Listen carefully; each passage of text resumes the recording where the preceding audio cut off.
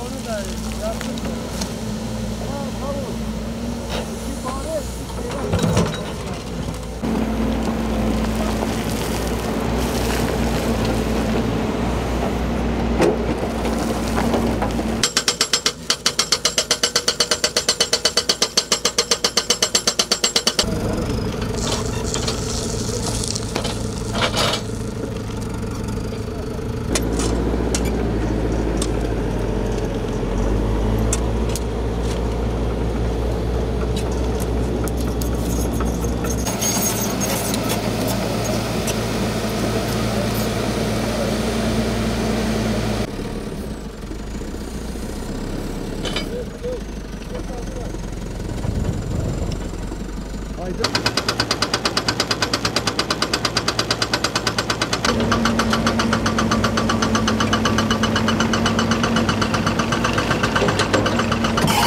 Depremden dolayı içme su hattımızdan sağ olsun yani MASKİ Genel Müdürü, Büyükşehir Belediye Başkanımız Sami Erem bu çalışmalardan dolayı teşekkür ediyoruz. Ayrıca bir an önce bizim yaralarımızı sarmaya ulaşıyorlar.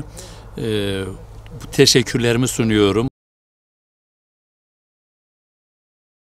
Bu çalışmalarından dolayı MASKİ Genel Müdürlüğü'ne ve Sami Başkanımıza teşekkür ediyoruz. Özveriyle çalışıyorlar.